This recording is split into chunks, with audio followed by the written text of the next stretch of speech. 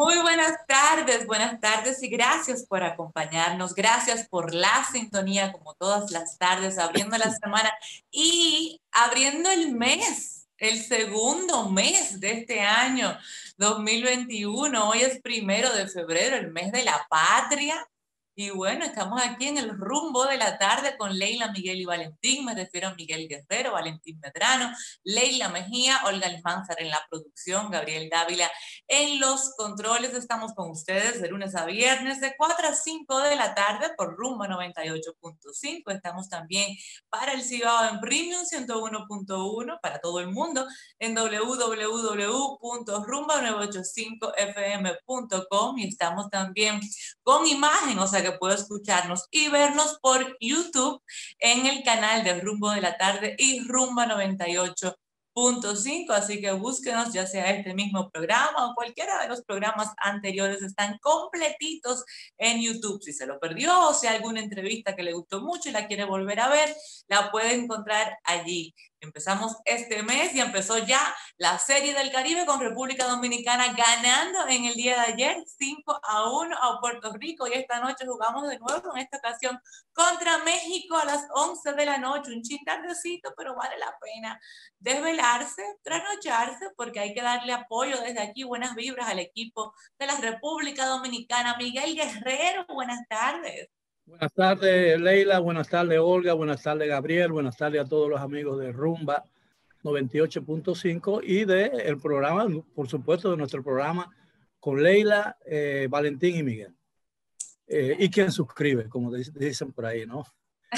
Bueno, es un día interesante. Hoy es un día lleno de noticias importantes, sí, muchas de ellas malas, desalentadoras. Lamentablemente. Por eso quise comenzar con una buena noticia, que es el tema del béisbol, porque es una noticia que nos une a todos, incluso al que no le gusta el béisbol, porque es un papel que desempeña el país frente al mundo en el extranjero y que está desempeñando bien. Para pasar a las malas noticias que tristemente son mayoría en esta etapa, sobre todo en lo que tiene que ver con COVID y con política y demás. Continúa. Así es. Antes de comenzar el programa, la Rumba, el programa, bueno, la estación pasó una información de que son 30 los vuelos cancelados en el Aeropuerto Internacional de las Américas por la tormenta de nieve que ha caído en el noroeste de los Estados Unidos. Nueva York está cubierto. Pero déjame decirte, Miguel, que combinados ya van 38. O sea, combinados con otros aeropuertos, van 38 vuelos cancelados. La nevada es en Newark, Nueva York, Boston. Se contempla varios días, se contempla la combinación de unos frentes fríos. Por tanto, no se sabe qué tiempo va a durar esta situación, que no solo impide los vuelos para acá, sino que también ha retrasado la vacunación allá. O sea, que ha sido un problema que genera otros problemas en varios órdenes, para nosotros y para ellos. Bien, y a propósito de la vacuna, el periódico Listín Diario en su página digital de esta tarde trae una información también desalentadora, aunque me parece muy especulativa, porque se refiere al hecho de que todavía no ha llegado el primer lote de 25,000 vacunas que había anunciado el presidente Luis Abinader en la última comparecencia que tuvo en el programa de que él habla por una red de canales de radio y televisión, que decía que en las próximas semanas, antes de que finalizara el mes de enero, iban a llegar. Bueno, si no llegaron hoy o no llegaron ayer, probablemente llegan en la próxima semana.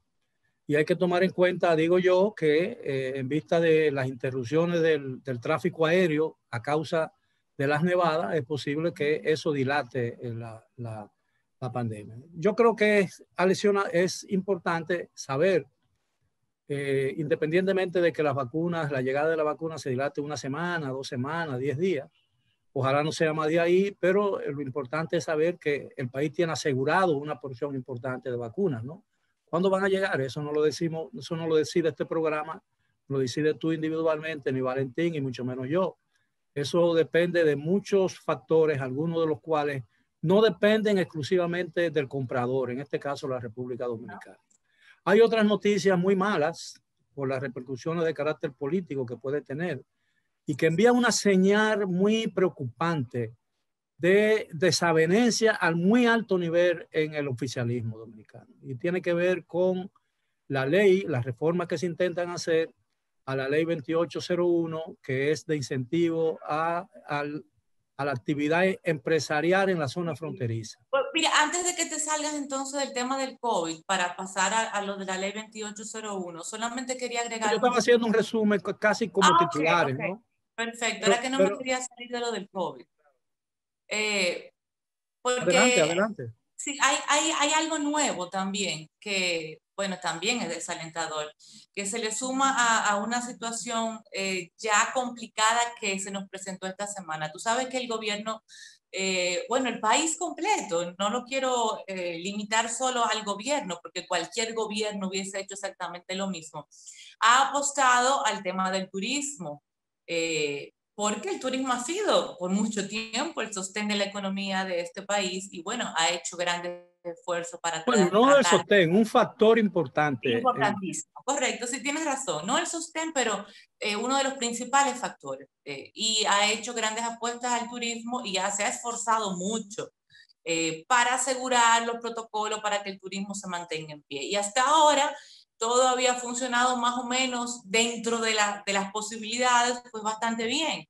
Sin embargo, tuviste que tuvo un gran golpe esta semana con el tema de el cierre de vuelos desde Canadá y Francia. Sobre todo Canadá es un gran impacto porque es un país emisor de muchos turistas para República Dominicana. Francia también, pero no tanto como Canadá y otros países de Europa que han hecho lo mismo. Bueno, a esto se le agrega un elemento adicional del día de ayer y es que aunque Estados Unidos de manera formal no ha prohibido vuelos para acá, porque no lo ha hecho como una prohibición, el CDC, que es el Centro de Control de Enfermedades de Estados Unidos, elevó el nivel de alerta, o sea, el nivel de riesgo que la República Dominicana representa en términos de contagio del COVID a número 4 en el día de ayer. Y 4 es el número más alto, o sea, va de 0 a 4, donde 0 es 0 riesgo, 1 es muy poquito riesgo, o sea, y 4 es el más alto nivel de riesgo que un lugar representa en términos de contagio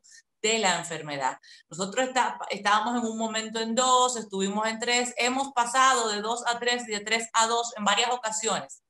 Pues ayer subimos a 4. Significa que el CDC les advierte a todos los norteamericanos que no viajen a la República Dominicana porque representamos el más alto nivel de riesgo de contagio que puede representar un lugar en términos de coronavirus. Entonces, no es una prohibición, pero es un gran desincentivo para que un estadounidense quiera venir al país. Otro golpe al turismo. Bueno, a mí eso me recuerda a aquellos famosos o esos famosos informes del Departamento de Estado anuales sobre la situación de los derechos humanos. Sí, sí. Que siempre imponían a la República Dominicana, especialmente por la situación de la inmigración haitiana. Es decir, Estados Unidos, que es el país que más afectado por el coronavirus, entiende que es un peligro viajar a la República Dominicana, que si bien la tasa de contagio es alta para el número, en proporción al número de nuestros habitantes, la tasa de letalidad, es decir, los muertes por afectados, es mucho más bajo que en los Estados Unidos. Esas son de las grandes contradicciones que puede darse o de los grandes lujos que puede darse una potencia económica y militar como los Estados Unidos. Eso es la verdad. Ahora yo quiero pasar, si tú me lo permites, Leila, porque yo creo que esto tiene el tema del turismo y el tema de la pandemia depende de muchísimos factores que están ajenos totalmente a la voluntad, a la decisión de las autoridades dominicanas, que no pueden lidiar a veces con factores o fuerzas superiores a su capacidad para encararla, ¿no? No puede, el gobierno dominicano no puede obligar a los países que envíen turistas a la República Dominicana, ¿no? Ni puede decirle a la pandemia, basta ya, te Escapa de divertiste. nuestro control. Claro, Controlamos lo que pasa aquí y lo que podemos hacer una vez claro. estén aquí, pero no controlamos que vengan. Claro, y no le podemos decir a la pandemia, bueno, bueno chica, está bien, ya conseguiste lo que querías, yo quiero que te vayan, porque no se va a ir por una orden del gobierno. Mira, en el día de hoy, se produjo una confrontación a nivel muy alto en el Congreso de la República. El señor Pacheco, que es el presidente de la Cámara de Diputados y un alto dirigente del PRM, acusó, usando términos muy peyorativos, a la senadora por el distrito, la licenciada Farideh Raful, acusándola, le llamó hasta emperadora, no sé dónde salió ese término, porque sería en todo caso, sería emperatriz, ¿no? Pero eso es lo de menos. Pero se entendió. Se entendió que es lo importante. Pero en términos... Buen momento. Sí. Entonces, el Senado y la Cámara de Diputados se están acusando mutuamente en su más alta figura. Se están acusando de entorpecer la aprobación de un proyecto de ley que ya la Cámara de Diputados había aprobado, y las modificaciones del Senado aparentemente han encolerizado a la Cámara de Diputados, en especial a su presidente, y le ha llamado de mala manera a la presidenta a la presidenta de la comisión que en el Senado estudió eso, que no es nada más y nada menos que la senadora por el distrito, la licenciada Farideh Raful. Mira, sería bueno que Olga nos busque el audio para que la gente pueda escuchar exactamente lo que dijo Pacheco. Olga, si tú puedes, en lo que Miguel termina de desarrollar su idea, desde que tú lo tengas listo. No dice que ahora mismo lo busca. Ahora, a mí me preocupa el hecho porque yo estoy viendo señales inequívocas de lo que sucedió, del mismo ambiente que comenzó a reinar en los gobiernos del PRD en 1978 con Guzmán, y luego 4 años después, en 1982, con Salvador Jorge Blanco. Y todo el mundo sabe lo que eso significó para el país en términos de atraso, de detención, de pobreza, de atraso político, institucional, y cómo culminó todo eso con un presidente enjuiciado y condenado en primera instancia a 20 años de cárcel, como fue el caso de Salvador Jorge Blanco. Entonces, a mí me preocupa mucho eso porque el presidente Luis Abinader está lidiando con situaciones muy difíciles. Y a mí me parece que aunque a mucha gente le disguste algunas de las cosas que está haciendo, a mí, algunas de ellas, a mí mismo, yo creo que le está actuando con el deseo real y la intención real de resolver un problema que escapa a su control, como tú bien dices. Entonces, si además de eso, si de la pandemia, lo que nos cuesta mantener un sistema educativo muy frágil, que no está consiguiendo absolutamente ninguno de los objetivos que perseguía, lo que nos cuesta comprar todas esas vacunas para quizás no conseguir lo que uno quiere y detener la pandemia, si además se produce una crisis interna en el partido ya y más en una institución como el Congreso, sería un golpe duro para incluso para el propio presidente de la República. Ojalá ya tenemos listo ahí. No, pero yo quiero decir, ojalá esos dimes y diretes que están afectando el Congreso de la República cesaran por el bien incluso del país, porque se trata de una ley muy importante. Y hoy hubo una protesta de representantes de las 5 provincias fronterizas frente al Congreso, acusando a la Cámara de Diputados y al Senado de entorpecer la ley. Bueno, todo vino como consecuencia, la prensa estuvo allí como consecuencia de la protesta, justamente, y fueron a pedir la reacción de Pacheco a la protesta. Y ante esto fue que él dijo lo que vamos a escuchar ahora. Olga, por favor, adelante. Fronteriza en la República Dominicana. Presidente, ¿no había sido creado una comisión bicameral para este tema? Fue creada una comisión bicameral, pero la emperadora dueña de la comisión hizo lo que a ella le dio la gana. Presidente, pero ¿dónde está la diferencia entre las modificaciones que ha propuesto la Cámara y lo que el Senado quiere? Sencillamente ya no había diferencia, habían 3 aspectos que eran los que diferenciaban y estábamos totalmente de acuerdo en poder solucionarlo.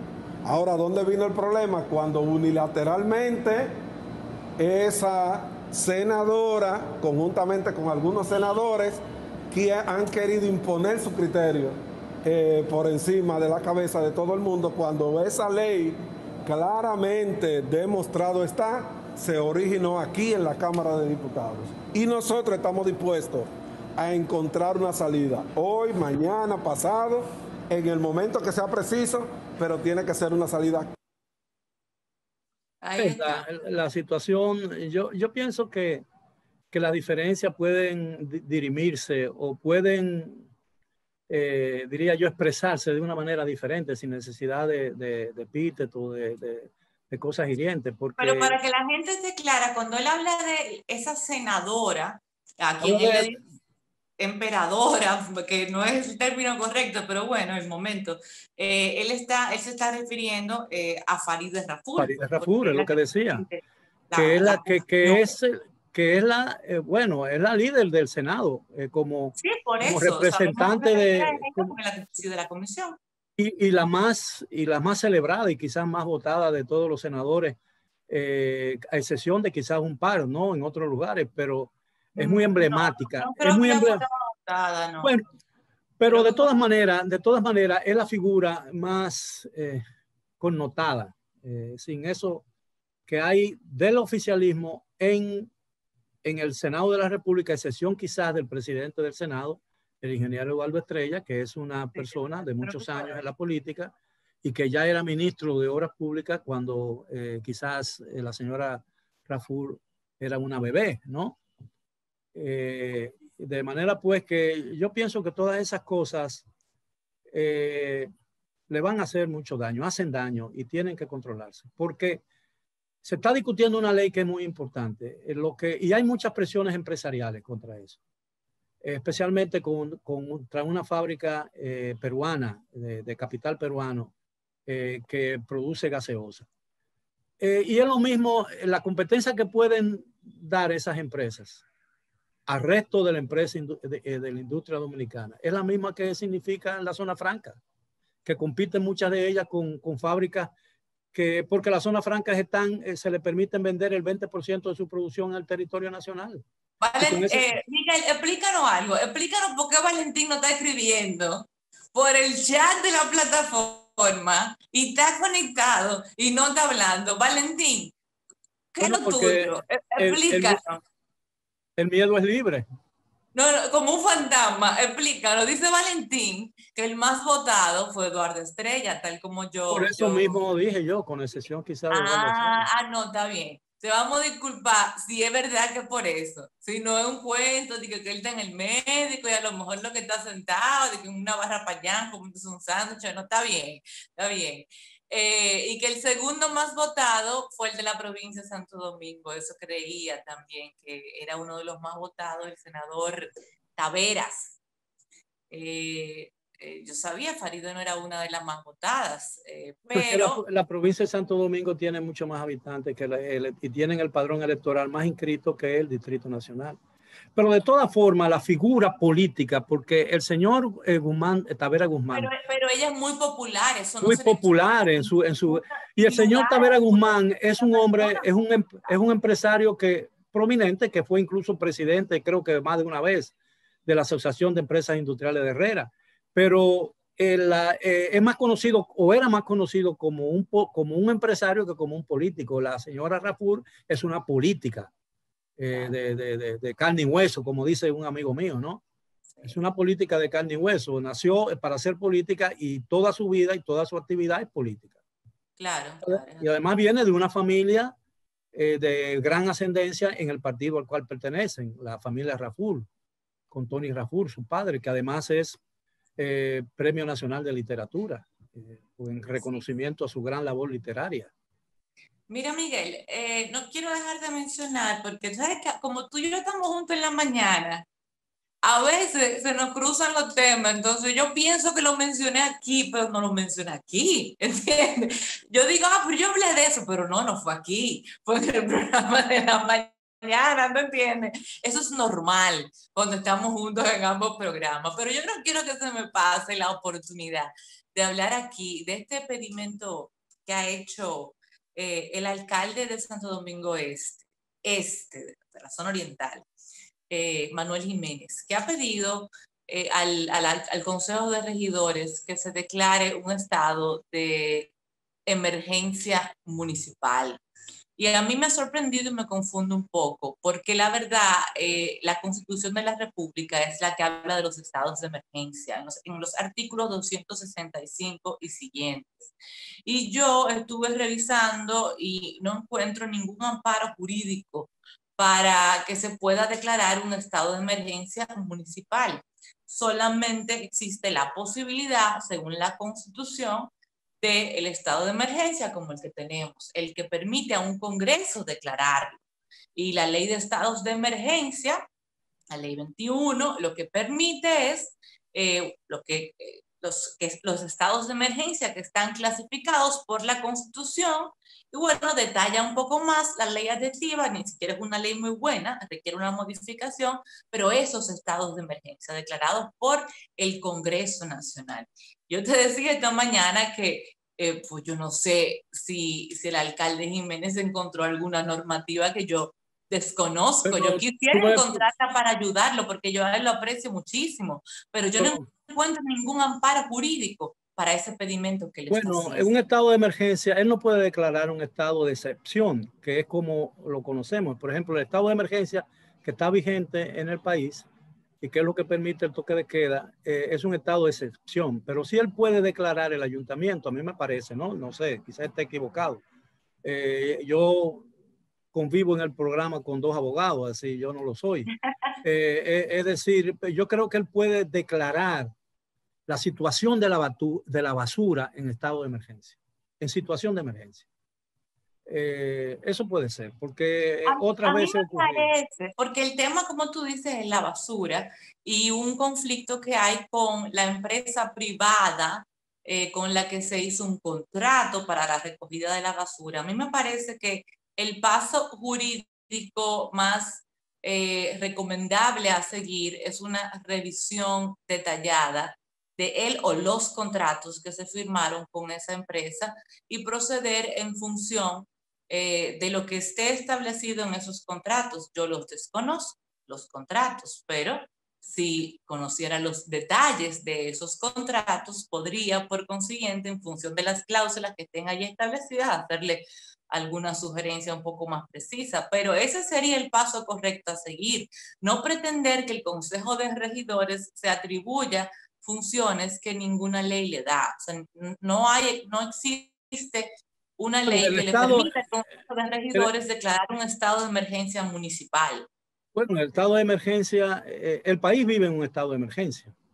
Y ese estado de emergencia pero en términos coloquiales, Miguel, bueno, pero el punto está bien, legal, pero no, lo que yo no estoy refutándote, todo lo contrario, te estoy diciendo que existe un estado de emergencia y ese estado de emergencia afecta la jurisdicción o la provincia o el municipio que rige, ¿no? Como alcalde.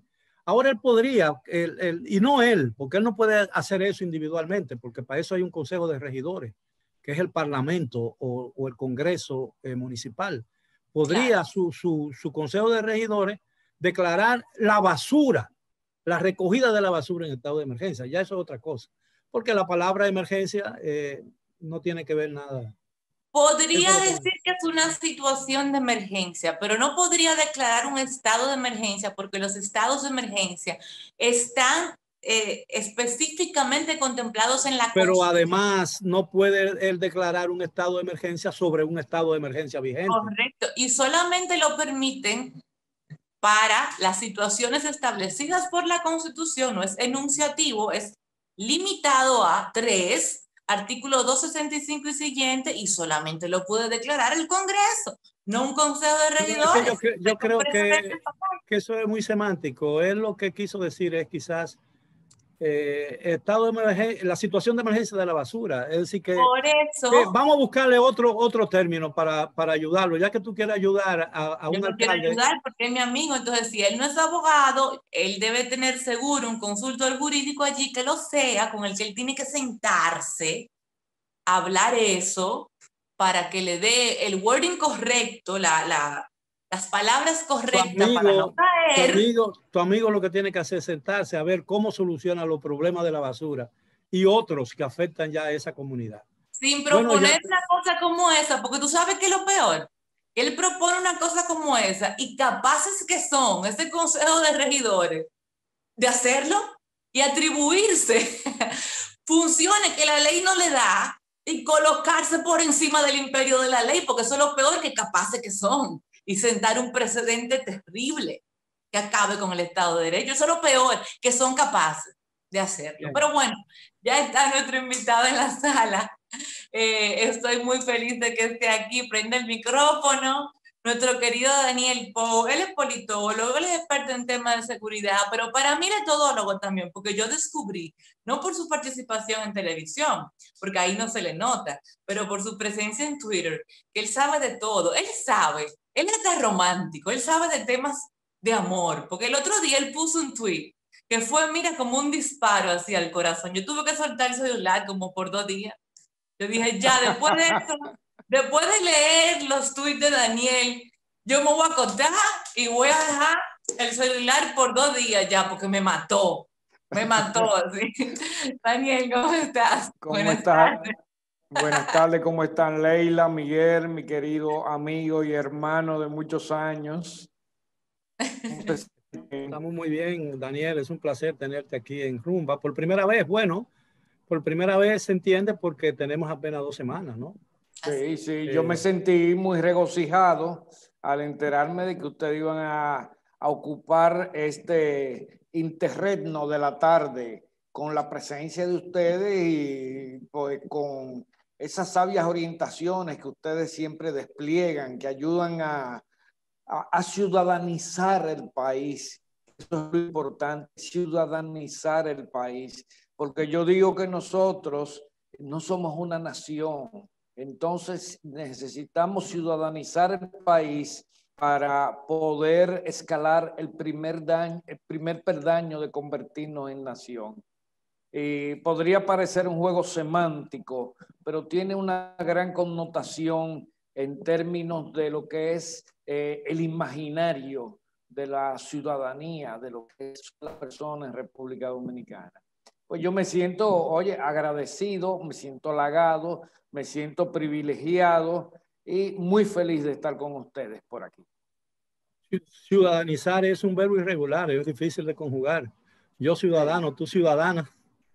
No, El ciudadano, el pasado, el yo pasado que más me gusta. Yo Sí, sí. ciudadanizo, él ciudadaniza. Nosotros ciudadanizamos. No, eso es un verbo, eso es un verbo. Esa es la acción de crear ciudadanos. Yo ciudadanizo. Correcto. Entonces, en el futuro, nosotros ciudadanizaremos. ¡Epa! ¡Caramba! El presente, el pasado, el indicativo. Yo ciudadanicé. Yo mismo me quité la condición de ciudadano.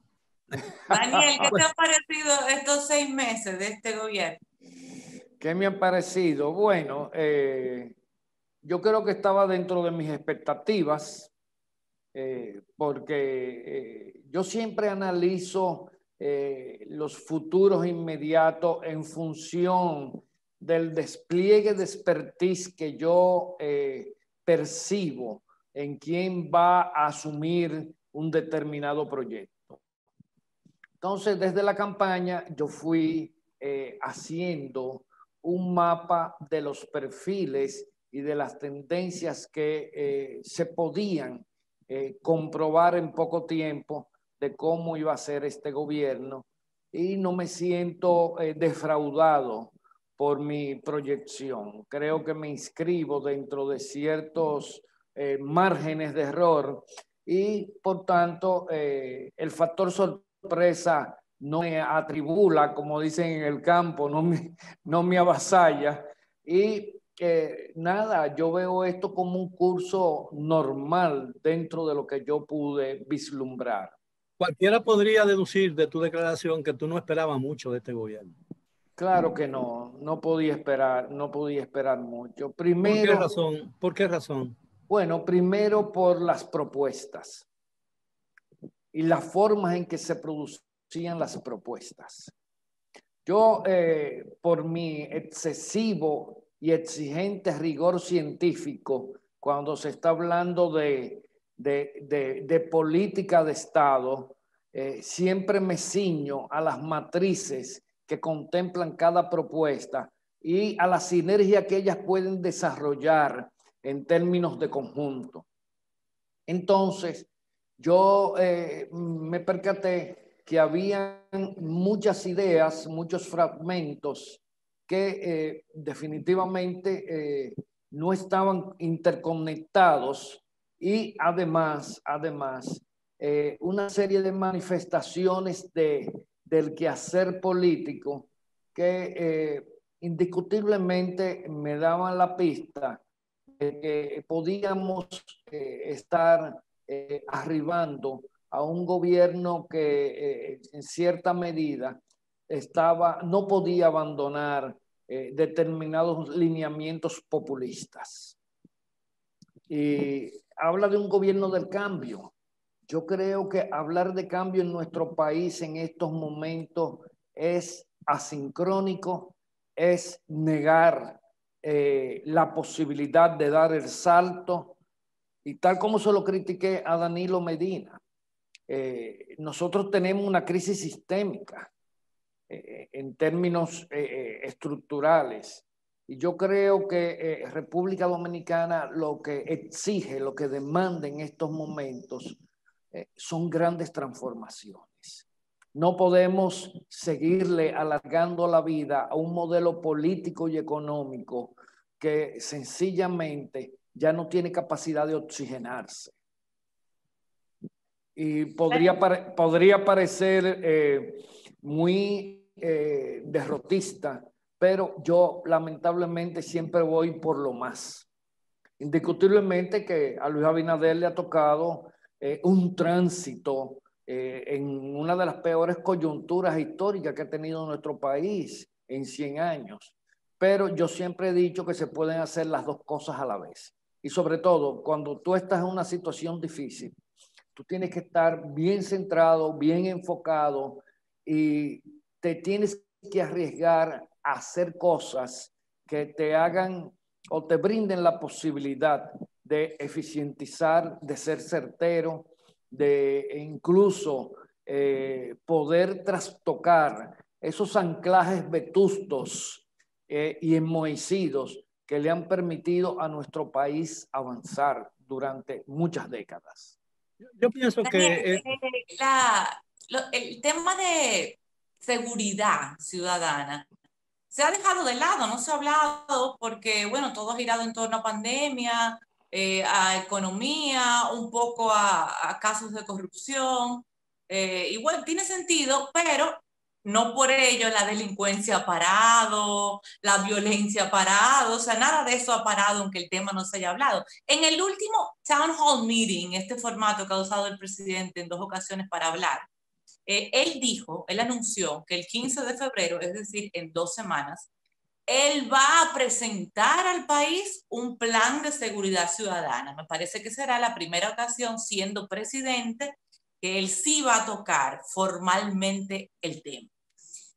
Tú que te habías formado expectativas, según mencionaste aquí, de estos primeros meses del gobierno, ¿cuáles expectativas tienes de este plan que tú crees que viene con esto que él va a anunciar dentro de 2 semanas en términos de plan de seguridad ciudadana?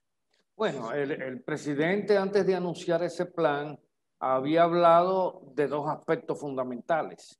Primero, una reforma de la Policía Nacional y... Pero eso fue en campaña.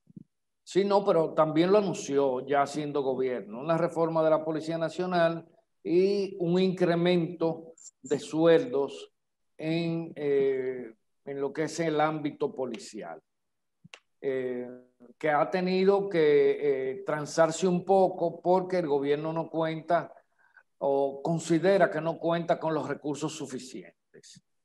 Yo particularmente digo que nosotros tenemos una crisis bastante profunda en términos de lo que es la seguridad o garantizar la seguridad a los ciudadanos como lo consigna nuestra Constitución, uno de los deberes del Estado. Pero por otro lado tenemos una crisis multidimensional en lo que se refiere a violencia sistémica, o sea, violencia social.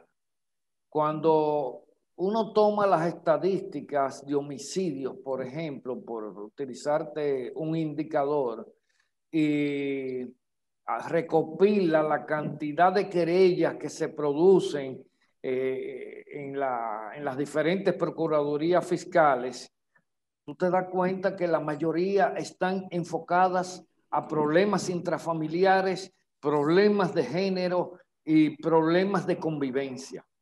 Cuando tomas las estadísticas de homicidio, asombrosamente, pues tienes que llegar a la conclusión que los dominicanos hemos decidido matarnos unos con otros.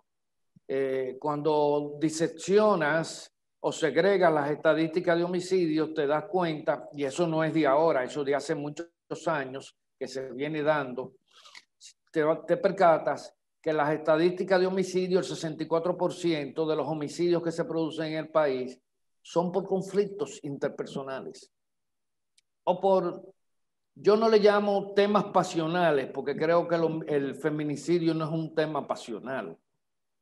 Podría tener otras características, pero no justamente pasional.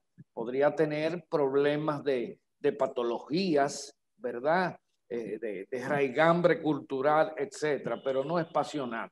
Por eso hay que sacar ese término al momento de hablar de feminicidio. Yo creo que en el incremento de las muertes por violencia, que hay un uso de pistolas y de armas de fuego predominante.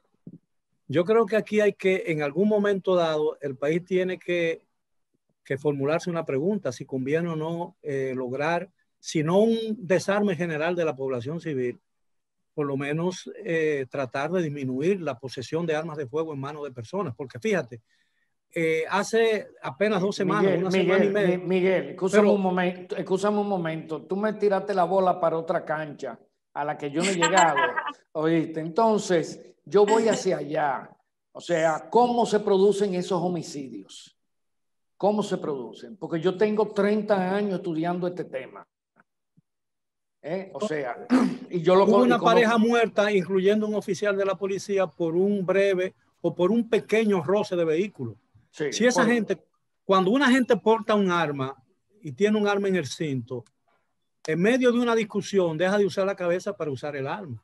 Ese es el problema. Porque es producto de que vivimos una sociedad donde los individuos no se sienten sujetos de derechos, sino sujetos de poder.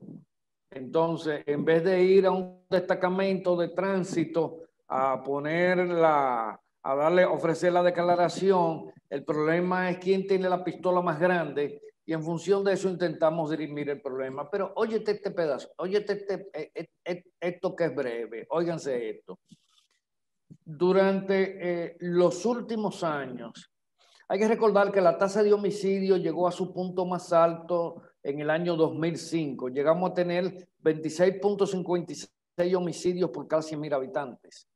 Sí. Se implementa el Plan de Seguridad Democrática, que fue un fracaso, y en el 2012, después de haber gastado todos los millones de chanflán, reducimos la tasa de homicidio a 24.25 por cada 100.000 habitantes, o sea, apenas 2 puntos y pico. Pero, ¿qué sucede? Después del 2012, cuando el narcotráfico cambia su modalidad de negocios con sus operadores dominicanos y empieza a crear los puntos de droga porque empieza a pagarle en especias a los operadores dominicanos, los muchachos que andaban en la calle, que era lo que más muertes producían, arrancando cadenas, guillos, carteras, etcétera, etcétera, empiezan y se incorporan al microtráfico y se retiran de la calle y inmediatamente desciende la tasa de homicidios. Como a 17, ¿verdad? Pero mira, yo lo que digo... Bajó a 17, pero hay un detalle. ¿Cuál de los 2 componentes de la tasa de homicidio que se resiste a bajar? Es la del conflicto. La del conflicto, pero fíjate, social. Mira, aparece Daniel, como riñas en la página de Procuraduría. Mira, Daniel, yo presencié una vez un accidente de tránsito, un choque en Miami, en una avenida grande. Cuando chocaron, un choque fuerte, los carros nadie resultó herido, pero los carros quedaron en mal estado. Las 2 gentes se pararon y uno fue donde el otro y se saludaron y se dieron la mano. Llamaron a la policía y esperaron que llegara la policía para resolver el problema. Amigablemente. Aquí cuando llega la policía ya hay un cadáver en el suelo, en el piso, en el pavimento.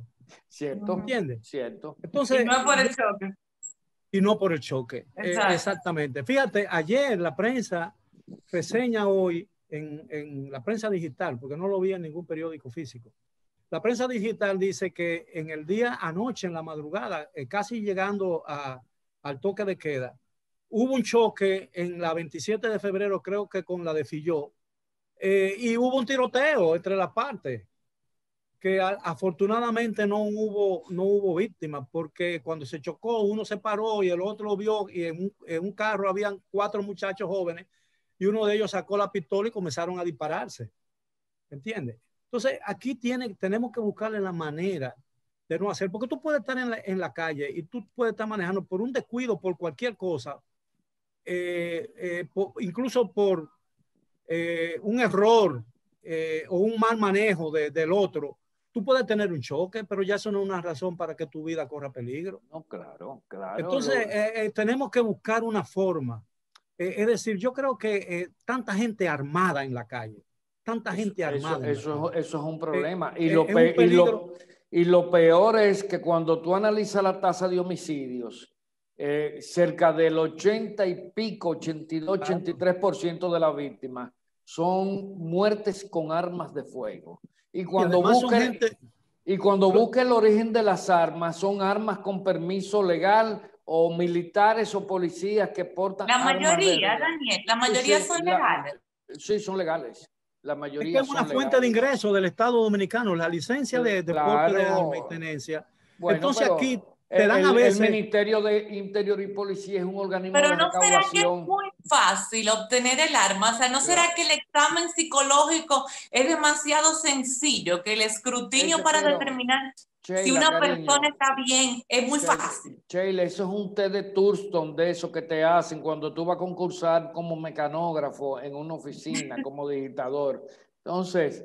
otra cosa preguntarle, para que usted necesite un arma de fuego, usted transporta valores, usted tiene empresas, o sea, un motivo realmente, pero que hay gente que desde que se compra el carro empieza a ahorrar para comprarse una Glock. Ajá. Exactamente. Eso es el otro problema, pero hay 2 tipos de licencia, uno de tenencia y otro deporte. Y la gente a veces le dan una tenencia. En lo formal, todo el que le dan, aunque sea una licencia para mirar la pistola, sale con su pistola enganchada. Y incluso lo sacan y la exhiben. Lo peor de eso es que la exhiben. Claro. Y si es un patemulo enriquillo, lo llevan oculto, pero si es una Glock, se compran una canana de esa ergonómica, de esa que tú la haces así y la pegas, ¿verdad? Que no tiene que alar para arriba. Y entonces te la andan con ella por fuera. Claro, porque el bulto también. Parte del show es el bulto de la pistola. Claro. Ahora, ¿qué es lo que sucede, señores? Aquí la ciudadanía ha perdido la total confianza en las instancias que deben de servir de vehículo de mediación en la conflictividad social. O sea, aquí hay gente, ¿para qué fiscal? El fiscal se vende. Hace unos meses, una señora que compró un solar, una señora residente en Estados Unidos, compra un solar con su deslinde y todo por las reglas, ¿verdad? Y el hombre empieza a construir una casa y el hombre de al lado le dice que ella le está construyendo en su terreno. Bueno, van a los tribunales, el tribunal hace un descenso con agrimensores, hacen el replanteo del terreno y dicen que la señora está construyendo muy bien porque ha dejado 1 metro de lindero con el vecino que está protestando. Y cuando el tribunal toma la decisión, la señora parte con el ingeniero que le está construyendo para el solar y el vecino parte para su casa. Y el vecino saca una pistola y le dio un tiro en la frente a la señora. ¿En serio? ¿Y cuándo ocurrió eso? Eso ocurrió, me parece que por Almas Rosa, hace unos meses de eso. Ay, Dios mío. Una noticia es lo que yo digo. O sea, ¿tú sabes cuál fue el argumento? Que el juez se vendió. O sea, se vendió el juez, se vendieron los agrimensores, se vendieron toda la gente de catastro. porque ya ella había, incluso recientemente, ella había deslindado su solar. Y el ingeniero, que por lo visto era una persona muy profesional, le dijo, hay que dejar un margen de la pared medianera del vecino para, ¿verdad?, respetar Claro. lo que marca la ley. Hay que dejar un margen de 1 metro. Pero el hombre decía que no, porque el hombre decía que a pesar de que había una pared medianera, él tenía un terreno que daba para el... O sea, de esos disparates que se inventan la gente. Mira, es difícil. De todos los 7 capitales, los 7 pecados capitales, la ira es la peor de todas. La ira, más que la gula, más que la envidia, más que cualquier eso, porque la ira... Y sobre todo la ira en una persona de poco alcance cerebral que tiene la bóveda cefálica muy poco amueblada. Por eso hay que ejercitar la inteligencia emocional. Sí, que a veces es más importante que el otro tipo de inteligencia, ¿verdad? Ahora, ¿qué está sucediendo? ¿Qué está sucediendo? Y yo lo digo, aquí piensan que todo lo van a resolver con policía. O sea, tenemos un problema capital con la violencia sistémica, entonces lo que se está planteando el presidente es hacer una reforma en la policía, pero que usted no hace nada con hacer una reforma administrativa de la policía. Ya yo he participado en todas las reformas que se han hecho, son reformas que no cambian la esencia. Entonces lo que hay que hacer es, para comenzar, o reformar al Ministerio de Interior y Policía, transformarlo y convertirlo en un ministerio de seguridad pública y seguridad interior, o crear, porque hay un problema ahí de monetización del ministerio, o crear... No entiendo. O sea, el ministerio se ha convertido en un ministerio de recaudación. Entonces no tiene espacio ni tiene capacidad para diseñar políticas de seguridad. Ahí la mayoría de los ministros que llegan, ninguno sabe nada ni de seguridad, ni tienen maestría en eso. Y cuando tú vas a buscar los viceministros, yo una vez fui a una reunión al Ministerio de Interior y Policía que me invitó amablemente un ministro y todos los viceministros, uno era vendedor de seguro, el otro era paisajista, o sea, de todo menos nadie. Lo peor de todo, Daniel, es que el jefe de la policía es en los hechos el jefe del ministro de Interior y Policía. Bueno, porque la propia ley dice que la policía, el único vínculo que tiene con el Ministerio de Interior y Policía es administrativo. Entonces, hay que diseñar una política de seguridad pública y una política de seguridad ciudadana, que son dos cosas diferentes, aunque el concepto seguridad pública es un concepto sombrilla, mucho más amplio. Entonces, el presidente quiere que lo diseñe la policía. La policía no es una instancia política del Estado para diseñar políticas públicas. Sencillamente la policía es un instrumento de ejecución de una parte de esas políticas públicas. O sea, técnicamente el jefe de la policía está por encima del ministro de Interior. No está por encima, pero en paralelo. Teóricamente no. Teóricamente no, pero en la práctica, en los hechos, sí. Sí, o sea, él no es subalterno del ministro de Interior. Él es subalterno nada más. No le hacen caso al ministro, no le hacen caso. Bueno, mira, yo estoy oyendo que el presidente del Consejo Superior Policial es el Procurador General de la República y en su defecto es el ministro de Interior y Policía. A mí me dijo un día Domínguez Brito, yo no voy a eso porque eso es una pérdida de tiempo. Los policías hacen lo que les da la gana en el Consejo Superior Policial. Me lo dijo Francisco a mí de manera directa y clara. Siendo procurador. Digo, ojo, Daniel, yo sé que ya no es jefe de la policía, yo sé que ahora es director, para que la gente no piense que yo no lo sé, pero para los fines míos eso es pura semántica, porque en la práctica sigue siendo el jefe de la policía. Bueno, Sheila, ha cambiado más que el nombre. Sheila, querida, lo que pasa es que aquí tenemos la policía, que es un organismo flotante, y del otro lado tenemos a la DNCD, que es un tumor flotante en el Estado. Porque la DNCD, que es un organismo de persecución criminal, debería estar bajo la tutela de la Procuraduría General de la República, que es la instancia de persecución criminal, ¿verdad? Sí. Así lo define y que debe elaborar la política criminal. Como una fiscalía. Mira, ¿tú sabes cuál es el problema? El país más militarizado del mundo es los Estados Unidos, que no sale de una jodida guerra. Yo estuve una vez en un seminario que me acompañó, incluso participó también el entonces candidato a la vicepresidencia de la República, Leonel Fernández, y tuvimos una visita al Departamento de Defensa de los Estados Unidos en Washington. En ese momento que estábamos nosotros llegando al Departamento de Defensa, llegó el general Westmoreland, que era entonces el jefe de Estado Mayor de todos los ejércitos, el primer militar de los Estados Unidos. Ese hombre se apió de su vehículo, él mismo abrió la puerta. Ese vehículo, él llegaba con un chofer y él atrás se abrió una puerta y estaba uniformado, sin pistola en el cinto y sin arma. ¿Entiendes? En los Estados Unidos los militares no pueden andar armados a menos que no estén haciendo una misión o cumpliendo una función específica. Tú no ves un militar en los Estados Unidos con arma en la calle. Ni en Europa tampoco. Ni en Europa. Ni en Europa. Solamente la policía cuando está de servicio, y un militar y un policía cuando está fuera de servicio en su hora libre no puede andar con una pistola.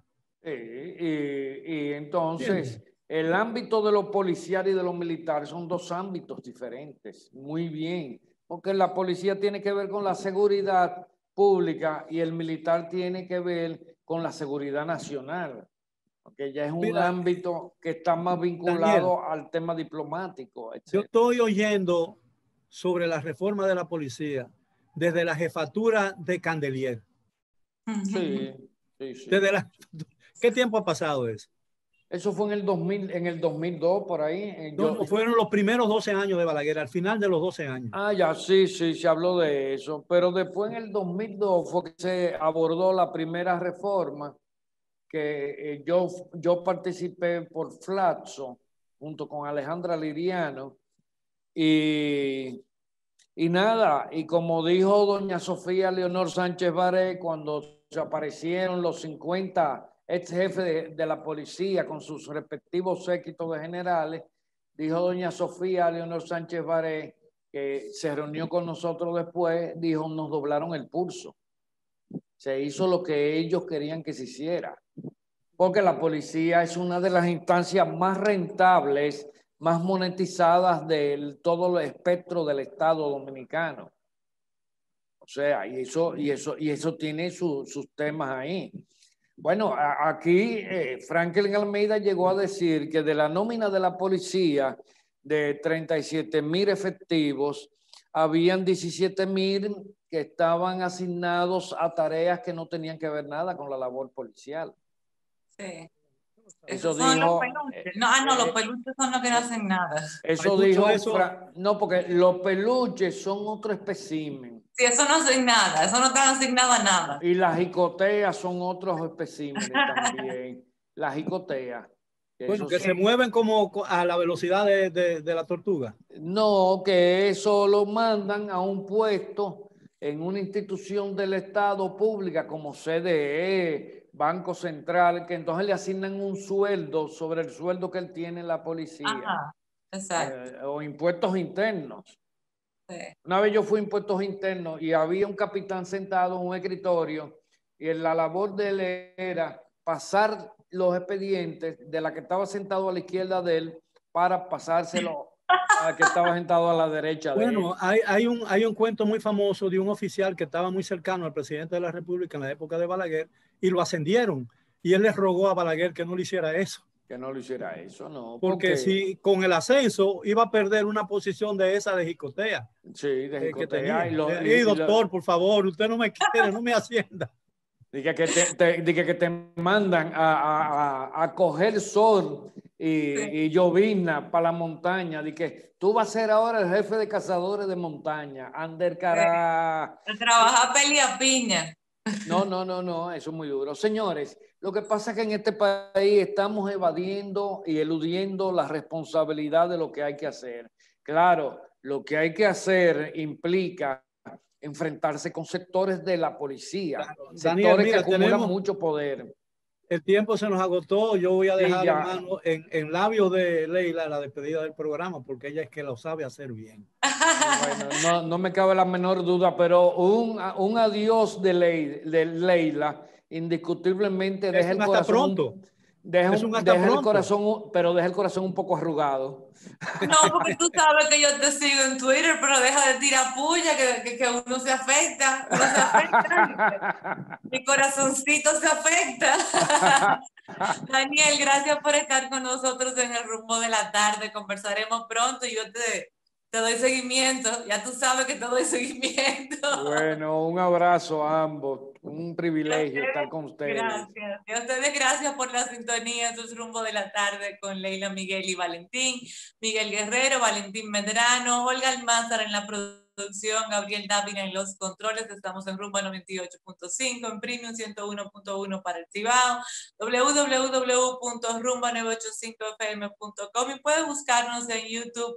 Todos los programas están allí, los subimos un poquito más tarde en diferido en el canal de Rumbo de la Tarde, Rumba 98.5. Esta noche, 11 de la noche, el juego de la Serie del Caribe, segundo juego de República Dominicana, en esta ocasión con México. No se lo pierdan. Mañana otra entrega de este programa a las 4 de la tarde. Feliz resto del día y sigan con la programación de Rumbo.